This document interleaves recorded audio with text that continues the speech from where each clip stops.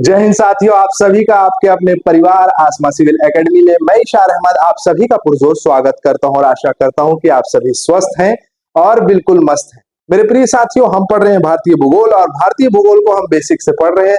सारी चीजों को हम समझते भी हैं और लास्ट में क्वेश्चन भी करते हैं। तो वीडियो में जो है शुरू से अंत तक जरूर बने रहें।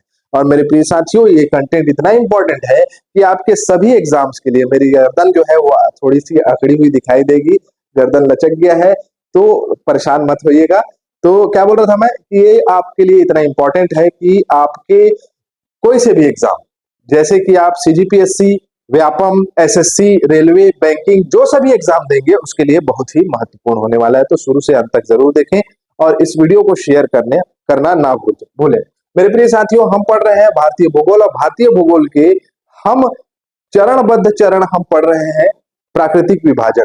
ठीक है, पहले हमने स्थिति एवं विस्तार पढ़ा, अब प्राकृतिक विभाजन पढ़ रहे हैं। प्राकृतिक विभाजन में भी हमने ये समझा कि भारत को मुख्य रूप से 4 भौगोलिक भागों में बांटा गया है। व्यापम में आंसर यही लेना है, पूर्व इंस्पेक्टर में प्रश्न पूछा गया था और एमपीपीएससी के प्रश्न में भी प्रश्न पूछा गया था कि आपको भारत के प्राकृतिक विभाजन को कितने भागों में बांटा जा सकता है। तो मेरे प्रिय साथियों, 4 भाग आप लोगों को आंसर लेने हैं और 4 भागों में सबसे उत्तर में मैप निकालो। मैं शुरू से बोला हूं, मैप अपने साथ रखना है, एटलस अपने साथ रखना है। मैं बोलते जाऊंगा तो आपको विजुलाइज भी करना है और याद भी करना है। तो सबसे पहले हम पढ़े हैं भारत के प्राकृतिक विभाजन के तहत उत्तर का विशाल पर्वतमाला, फिर उत्तर का विशाल मैदान जो कि आज पढ़ेंगे, फिर प्रायद्वीपीय पठार पढ़ेंगे, फिर उसके बाद तट एवं द्वीप समूह के साथ हम पढ़ने वाले हैं हमारे जो है आपके प्राकृतिक विभाजन के बेसिक्स क्वेश्चंस और साथ ही साथ एडवांस क्वेश्चन जो कि हमारे एग्जाम में पूछे जाएंगे। तो चलिए सत्र की शुरुआत एक सकारात्मकता के साथ करते हैं। हमारे सामने दिखाई दे रहा है कि आपके विचार आपकी वास्तविकता को आकार देते हैं, इसलिए उन्हें जुड़े रखें। मेरे प्रिय साथियों, बात एकदम सही है, जोड़े रखे होगा वो, लेकिन वो जुड़े रखे टाइप हो गया है। इससे फर्क पड़ता है क्या? नहीं। जैसा हम सोचते हैं वैसा होता है हमारे जीवन में। तो अपनी मानसिकता को हमेशा सकारात्मक रखें, हमेशा अपनी मानसिकता को पॉजिटिव रखें और हमेशा दूरदृष्टि का सोचें कि आपको अपने भविष्य में क्या करना है और क्या नहीं करना है। क्या नहीं करना है इसलिए रखना है कि बहुत सारे नकारात्मक कार्य भी होते हैं जो कि व्यक्ति कर रहा है, जिसे हमें नहीं करना है। हमें सफलता के साथ सारे काम अच्छे करने हैं, बेहतर करने हैं। आशा करता हूं मेरी बातें आप लोगों को समझ में आ रही होगी, जो कि हम सत्र का शुरुआत करते हैं। चलो, हमेशा आप लोगों को मैं बताता हूं कि ये सिलेबस है हॉस्टल वार्डन का, जो कि हम कर रहे हैं कवर, जिसमें बेसिक भारतीय भूगोल के ये चुनिंदा टॉपिक्स हैं जहां से प्रश्न पूछे जाते हैं, इससे बाहर के प्रश्न नहीं आते हैं। वर्गीकरण की बात करें तो हम प्राकृतिक विभाजन में ये जान चुके हैं, जो कि मैंने मौखिक रूप से आपको बताया कि प्राकृतिक विभाजन उत्तर का विशाल पर्वतमाला, जिसका अध्ययन हमने कर लिया, उत्तर का विशाल मैदान जो कि आज हम अध्ययन करेंगे, यहाँ दिखाई दे रहा है प्रायद्वीपीय पठार का, प्रायद्वीपीय भारत का पठार पढ़ेंगे जिसे हम पेनिनसुलर प्लेटू के नाम से जानते हैं, और तट एवं द्वीप समूह मतलब कि coastal plains and coastal regions and आपका हमारे द्वीप समूह जिसे हम आइलैंड के रूप में पढ़ेंगे। मेरे प्रिय साथियों, शुरू से लेकर अंत तक जरूर बने, क्योंकि इसमें कुछ ऐसे भाग हैं जो कि हमें समझ के रूप में हमें अपने दिमाग में डालना अनिवार्य है। ठीक है, तो चलिए अपना सत्र प्रारंभ करते हैं। अगर हम भारत के उत्तर के विशाल मैदान, जिसकी हम आज चर्चा करने वाले हैं, उत्तर का विशाल मैदान क्या पढ़ रहे हैं अपन लोग? तो नॉर्दर्न प्लेन या उत्तर का विशाल मैदान, जिसका हम आज अध्ययन करेंगे। इसको हम ऐसे समझ सकते हैं कि मैंने आपको बताया था कि पृथ्वी एक समय में 2 भागों में विभक्त थी। एक स्थलीय भाग जिसे हम पेंजिया के नाम से जानते हैं या पेंजिया के नाम से जाना जाता था, और जो जलीय भाग जिसे हम किस नाम से जानते थे? तो पैंथा लासा के नाम से जानते थे। मेरे प्रिय साथियों, इसका टूटना हुआ, मतलब ये टूटा और भारत में, पूरे विश्व में स्थित सभी द्वीपों का निर्माण हुआ, जो कि भारत जो है वो आपका अंगारा लैंड में आकर मिल गया। किससे? तो गोंडवाना लैंड से आके इस प्रकार से टकरा गया। तो जब अंगारा लैंड से गोंडवाना लैंड का ये भारतीय प्लेट आकर टकराया, इसे मैं मिटा देता हूं, तो ये घटना हुई हिमालय के निर्माण की। ये घटना हुई हिमालय की निर्माण की। मान के चलो ये रहा हमारा यूरेशियन प्लेट जिसे हम अंगारा लैंड कह रहे हैं, और ये भारतीय प्लेट आकर टकराया उत्तर की ओर बढ़ के। लेकिन जब ये टकराने के क्रम में था तो इसके बीच में एक संकीर्ण, एक उथला हुआ और एक जल सागर था। संकीर्ण उथला हुआ एक जल सागर था जिसे हम जानते हैं किस नाम से, तो तेथिस सागर के नाम से जानते हैं। इस तेथिस सागर में यूरेशियन प्लेट से आने वाली नदियां और भारतीय प्लेट से आने वाली नदियां अवसादों का निक्षेपण कर रही थी। और जब अवसादों का निक्षेपण कर रही थी तो इसके गर्त में क्या होते जा रहा था, अवसादों का निक्षेपण होते जा रहा था। वही अवसाद जब ऊपर उठे तो क्या हुआ, हिमालय पर्वत का निर्माण हुआ। और हिमालय पर्वत का निर्माण हुआ तो भारत की तरफ जो हिमालय पर्वत का जो भाग है वो क्या है, तीव्र है, और जो चीन की तरफ भाग है वो मंद है। तो जो तीव्र वाले भाग से आने वाली नदियां जब जलोढ़ मृदाओं को लेकर आ रही थी तो वो आगे आने वाले गड्ढे में, मतलब जब ये यूरेशियन प्लेट से इंडियन प्लेट टकराया तो यहाँ पर एक गर्त का निर्माण हुआ, एक गड्ढे का निर्माण हुआ इस क्षेत्र में। इस गड्ढे में हिमालय से आने वाली नदियां और प्रायद्वीपीय भारत से आने वाली नदियां, ये दोनों इस कंडीशन में भी क्या कर रही थी, तो जल से जो है आपका मृदाओं का निक्षेपण कर रही थी। वहां पर मृदाओं को, वहां मिट्टी को क्या कर रही थी, जमा रही थी। तो उसी क्रम में हम देखते हैं कि उत्तर के विशाल मैदान, मतलब यहाँ जो है उत्तर का विशाल मैदान विद्यमान हुआ, उत्तर का विशाल मैदान बना इस क्षेत्र में, ठीक है, भारत में, ठीक है। तब साथियों हम ये देखते हैं कि जब ये बन रहा था तो उसके बनने का क्रम हमें उस मैदान में दिखाई भी देगा। तो वो बनने का क्रम हमें मैदान में दिखाई देता है। हिमालय का जो दक्षिणी भाग है जो कि भारत की तरफ है वो काफी तीव्र है, और यहाँ से जो नदियां आती हैं वो हचाक से नीचे में गिरती हैं और कंकड़ पत्थर का एक भाग बनाती है जिसे हम भाबर के नाम से जानते हैं। फिर यहाँ से जल आगे जाता है और आगे जाने के बाद जो है दलदलीय रूप से दिखाई देता है जिसे हम तराई के नाम से जानते हैं, जिसे हम तराई के नाम से जानते हैं। फिर यह जल वाला भाग आगे बढ़ता है और नदी के रूप में बहने लग जाता है। जो नदी के तट में जलोढ़ मृदा या जलों के द्वारा बहाई गई या जलों के द्वारा उड़ा दी गई मृदा दिखाई देगी उसे हम खादर कहेंगे। और जो इस खादर से कुछ दूरी में या कुछ मीटर दूरी में या कुछ किलोमीटर दूरी में जो मृदाएं दिखाई देंगी वो बांगर मृदा कहलाती है। आशा करता हूं ये बातें आप लोगों को समझ में आ रही होगी और आप विजुअलाइज कर पा रहे हैं। अब इनको हम क्रम बाय क्रम देखते जाएंगे। जैसे कि हमने जाना कि हिमालय से जो नदियां आ रही हैं वो डायरेक्ट गिर रही हैं। अब जब डायरेक्ट गिर रही है तो ये क्या होगा, उस जगह में भाबर का निर्माण करेंगी, कंकड़ पत्थर दिखाई देंगे। अगर प्रैक्टिकल आप देखें, एक बाल्टी पानी ला गमला में झाए से फेंक दिया तो उखर ऊपर कंकड़ पत्थर दिखाई दिखने लगे ही। समझा था कि नहीं समझा था?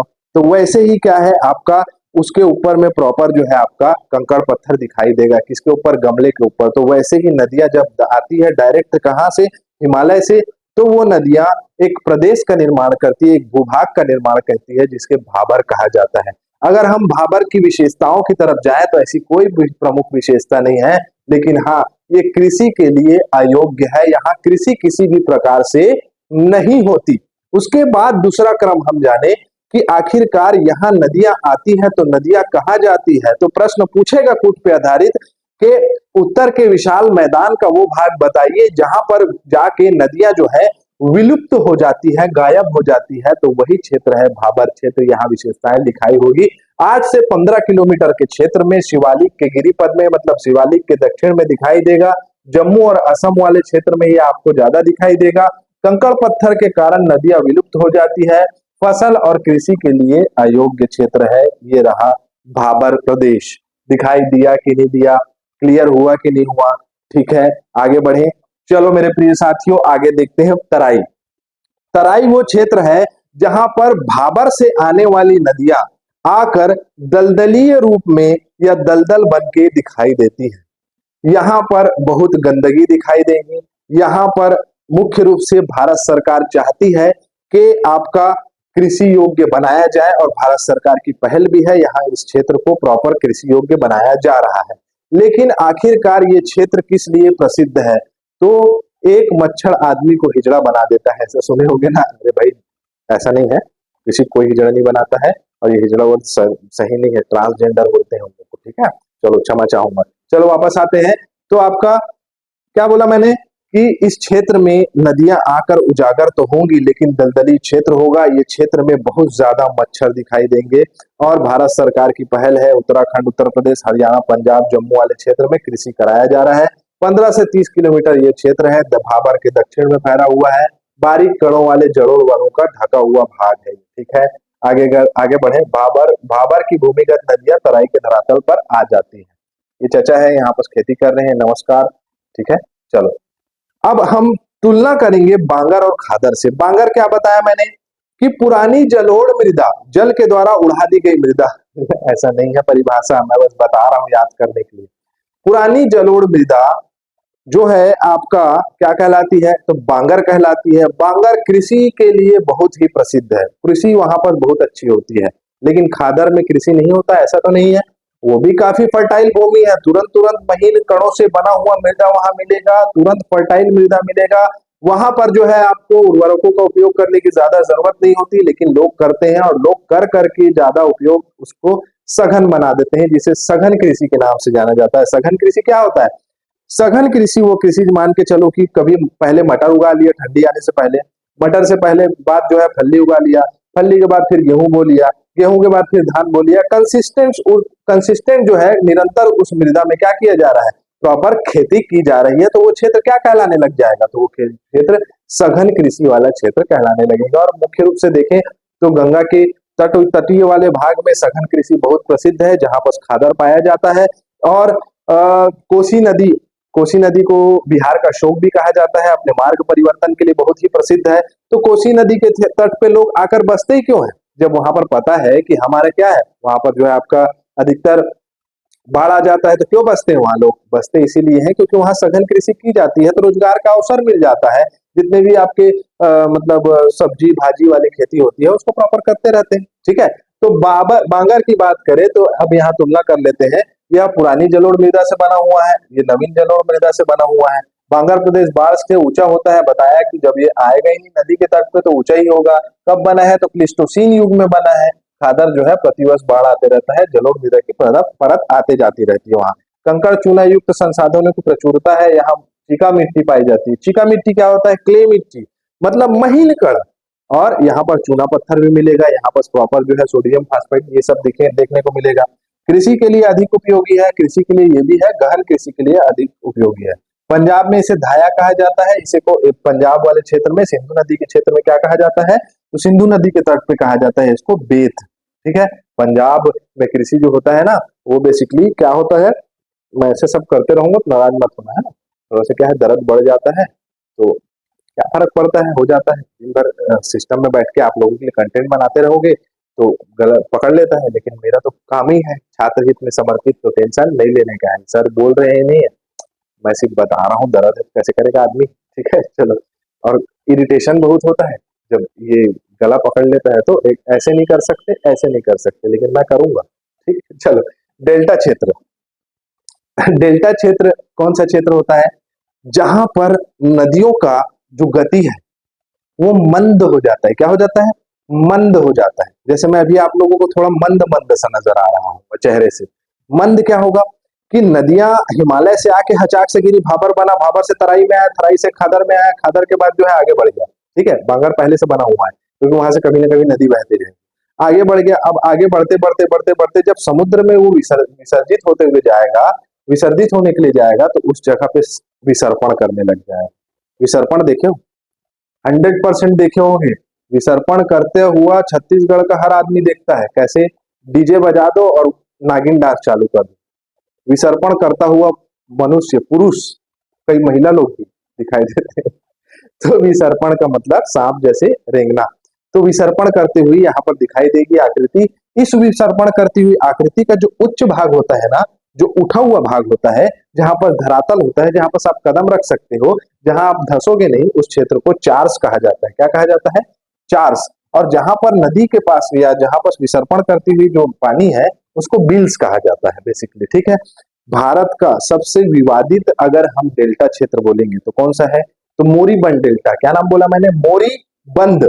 मोरीबंद डेल्टा जो है सबसे क्या है आपका मतलब विवादित है। अधिकतर आपका क्या नाम है उसका, बांग्लादेश के साथ जो है क्या होते रहता है, तो बांग्लादेश के साथ हमेशा विवाद होते रहता है भारत का। ठीक है, 1.9 वर्ग किलोमीटर के क्षेत्र में फैला हुआ है गंगा का ये डेल्टा, और महानदी के मुहाने में भी छोटा सा डेल्टा दिखाई देगा। ठीक है, तो डेल्टा बहुत सारा है जिसे हमें याद रखना चाहिए। ठीक है, अब बात करते हैं ग्रेट प्लेन की, जो कि हम राजस्थान का प्लेन, पंजाब का प्लेन, अपर गंगा का मैदान, मिडिल गंगा का मैदान, लोअर गंगा का मैदान और ब्रह्मपुत्र का प्लेन देखेंगे।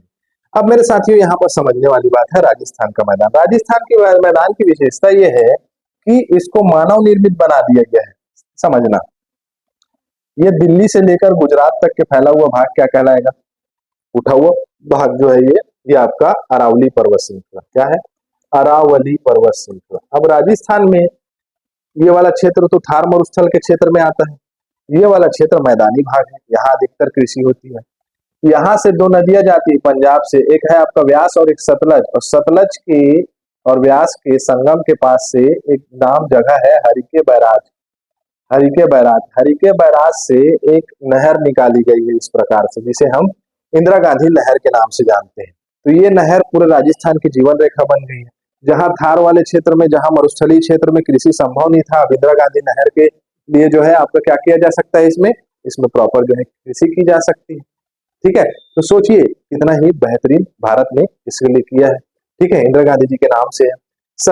1,75,000 वर्ग किलोमीटर में फैला हुआ है, और यहाँ पर प्रमुख खारे पानी की झील है, जो कि प्रश्न के रूप में पूछता है। सांभर, डिडवाना, डेंगना, राजसमंद, जयसमंद भी याद रख लो, और लूणकरण नाम है आपका झील का, जो कि खारे पानी का झील है। और सबसे बड़ा क्या है? सांभर झील सबसे बड़ा आपका खारे पानी का झील है। ठीक है, यहाँ पर मिलेगा क्या? तो यहाँ पर बरखान मिलेगा। बरखान क्या होता है? स्तूप जी, वो सूरज हुआ मध्यम चांद जलने लगा वाला गाना देखे होगे, नहीं देखे मत बोलना। उसमें कौन कौन रहता है? शाहरुख खान और उसकी हीरोइन क्या नाम है, काजोल। तो उसमें जो बरखान के ऊपर डांस करते हैं ऐसे करके, वही है। समझे? मतलब मेरे से मत करवाने लग जाओ। मेसोजोइकल में जो है समुद्र का हिस्सा था। बरखान मतलब वही होता है ना जी, टीला रेत का, उसी को बरखान बोलते हैं। ठीक है, इस बालू का स्तूप कहाँ देखने को मिलता है? तो थार मरुस्थल, हमारे राजस्थान के मरुस्थल बच्चे। इंदिरा गांधी नहर बताया कहाँ से निकला है? सतलज और ब्यास में हरिके बैराज से ये निकला हुआ इंदिरा गांधी नहर। ठीक है, पीडीएफ इसका मिल जाएगा। पंजाब का मैदान मोस्ट इंपॉर्टेंट क्या है? मोस्ट इंपॉर्टेंट पंजाब, 5 आबों से बना हुआ जगह पंजाब। ठीक है, आब मतलब नदी। तो ये जो पंजाब है, 5 आबों का जो शहर है, 5 आबों की जो जगह है, उसके भी बीच में जो इन 5 नदियों के द्वारा बनाया गया 2 आबों से, मतलब कि 2 नदियों के बीच का जो क्षेत्र रहेगा, उसका अलग अलग नाम है, वहां से प्रश्न पूछा जाता है। तो आओ देखें। सबसे पहले तो याद करो कि इसका सीक्वेंस कोड है इसका SBR। ये कॉलेज है बिलासपुर में, SBR कॉलेज। यहाँ पर मान के चलो कौन आ गए? Chief justice of India. Sutlej, Beas, Ravi, Chenab, Jhelum और इंडस, SBR CJI। अब सतलज और ब्यास के बीच का भाग दोआब को क्या बोलेंगे? तो बीस्त दोआब, BS से याद रख लेना, बीस्त दोआब, BS बीस्त दोआब। फिर ब्यास और रावी के बीच में क्या मिलेगा? तो बारी, तो BR याद रखना, बारी, ब्यास और आपका रावी नदी। फिर उसके बाद रावी और चिनाब के बीच में क्या मिलेगा? RC, मतलब कि आपका क्या? रचना दोआब, RCCH, चा को ऐसी पढ़ते हैं ना, रचना दोआब। फिर उसके बाद चाच दोआब मिलेगा किसके किसके बीच? तो चिनाब और झेलम के बीच, तो CJ से याद रख लेना। फिर उसके बाद इंडस और मतलब सिंधु नदी और झेलम नदी के बीच में क्या मिलेगा? तो आपका सिंध सागर दोआब। ठीक है, याद रहेगा, बार बार देखो याद हो जाएगा। क्लियर?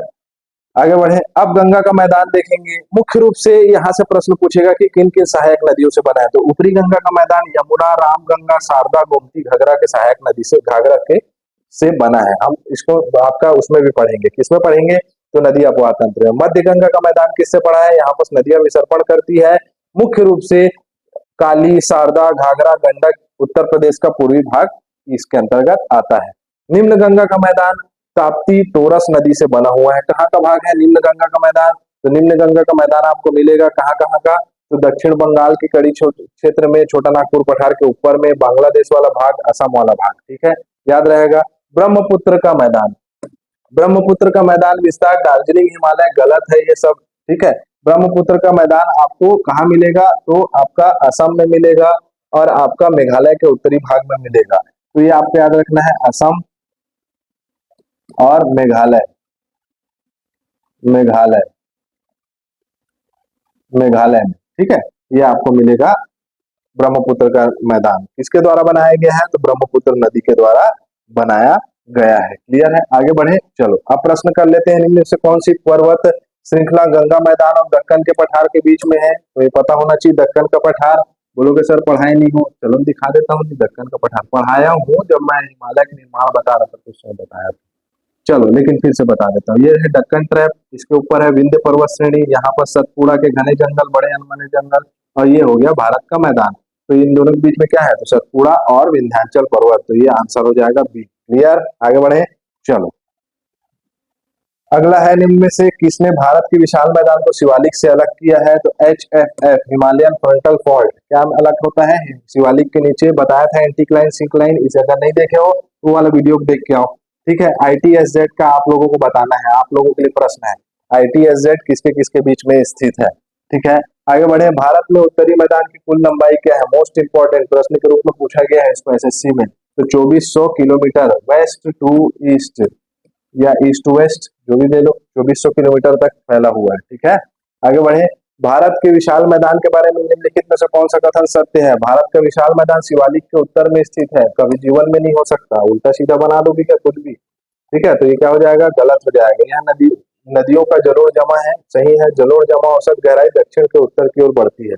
ये प्रश्न इतना पढ़ डाला हूँ कि याद हो गया, 2 और 3 सही होगा। ठीक है, अब आएगा आप लोगों के लिए प्रश्न। ठीक है, तो इसको आप लोगों को देना है आंसर इसका, जो सामने में दिखाया हुआ है। ठीक है, जो कि मैंने पढ़ाया आपको। हमारे करंट अफेयर सेशन को देख रहे हैं कि नहीं देख रहे हैं, डेली करंट अफेयर 6 बजे और 8 बजे आता है, 6 बजे नेशनल इंटरनेशनल और 8 बजे आता है आपका, 8 बजे सवेरे मतलब आता है छत्तीसगढ़ का करंट अफेयर, तो उसको भी प्रॉपर देखें। सारी चीजें एनालिटिक्स वे पे बनाई जा रही है, जो कि आपके एग्जाम के लिए बहुत ही महत्वपूर्ण होने वाली है। मेरे प्रिय साथियों, इस वीडियो को ज्यादा से ज्यादा शेयर करें अपने मित्रों के बीच में, ताकि उनकी तैयारी बेहतर से और बेहतर हो सके। ठीक है, अगर आप लोगों को कुछ सजेशन देना है तो आप लोग प्रॉपर कमेंट बॉक्स में दे सकते हैं। मैं तो सीखने वाला आदमी हूँ, सीखते रहता हूँ, लर्नर हूँ। आप लोगों के लिए जितना मेहनत करूंगा उतना बेहतर होगा। तो इसी के साथ मैं इजाजत चाहूंगा। जय हिंद, जय भारत।